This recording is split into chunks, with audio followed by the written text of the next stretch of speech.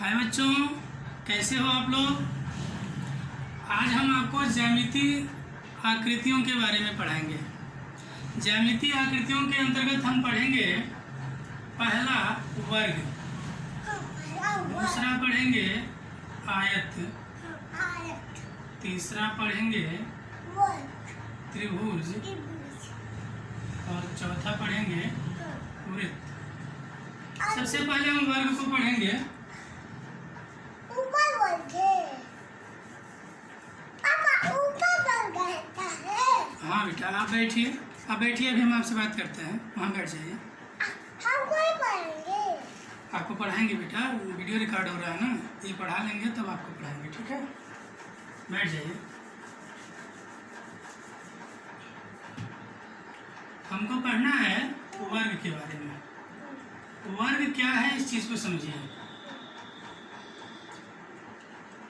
कोई भी आकृति जो चार भुजाओं से घिरी हुई हो और चारों भुजाएं आपस में बराबर हो तो इसे हम वर्ग कहते हैं। वर्ग होने की तीन शर्तें होती हैं। पहली शर्त कि वह आकृति चार भुजाओं से घिरी होनी चाहिए। दूसरी शर्त कि वो चारों भुजाएं आपस में बराबर होनी चाहिए।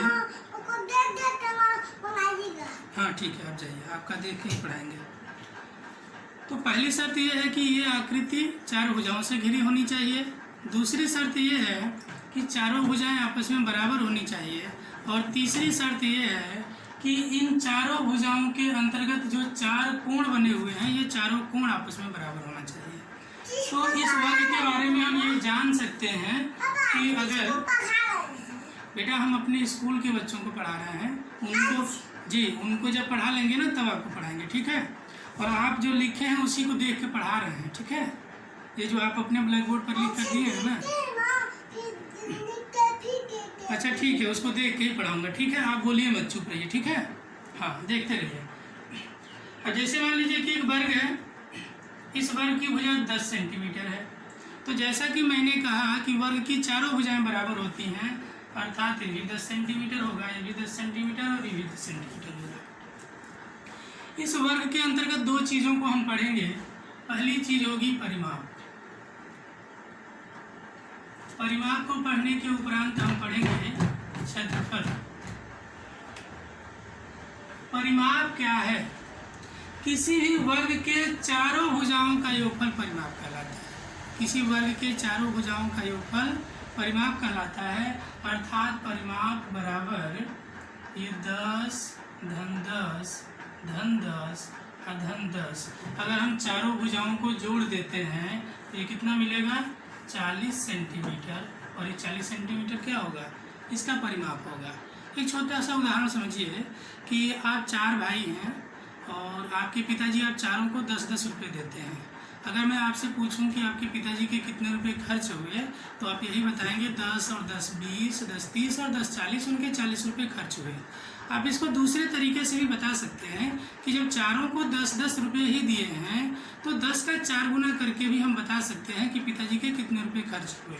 अर्थात उसी तरह से परिमाप में भी हम कर सकते हैं।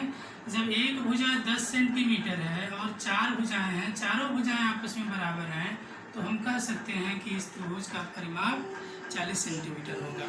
तो कॉन्सेप्ट तो यही है कि चारों भुजाओं का योगफल परिमाप कहलाता है, लेकिन एक भुजा का अगर 4 गुना कर दें तब भी हम परिमाप को ज्ञात कर सकते हैं, ठीक है बच्चों। अब हमें यह जानना है कि परिमाप की क्या उपयोगिता है।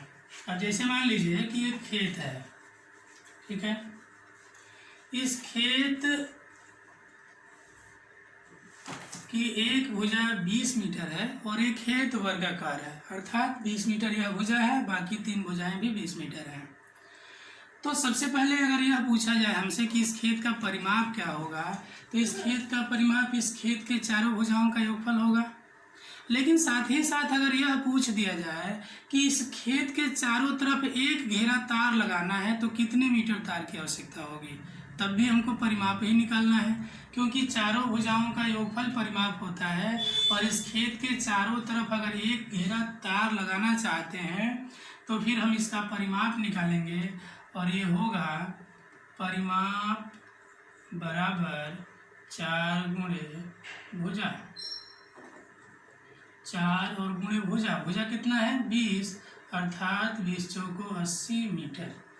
80 मीटर तार की आवश्यकता होगी हमको एक घेरा तार लगाने में। हाँ, तो अब परिमाप से संबंधित 2 प्रश्न ले लीजिए होमवर्क के रूप में। दोनों प्रश्नों को कॉपी पर करके उसका फोटो खींच करके और व्हाट्सएप ग्रुप में डाल दीजिएगा, ठीक है। पहला प्रश्न यह है कि एक वर्ग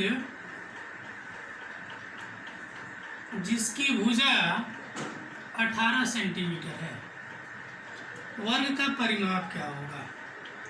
वर्ग का परिमाप क्या होगा?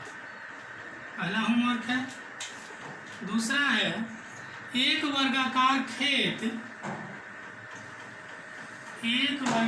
खेत जिसकी एक भुजा 15 मीटर है, तो इस खेत के चारों तरफ 2 घेरा तार लगाने पर कितने तार की आवश्यकता होगी, ये बताना है। तार बताना है, 2 घेरा लगाना है। एक भुजा दिया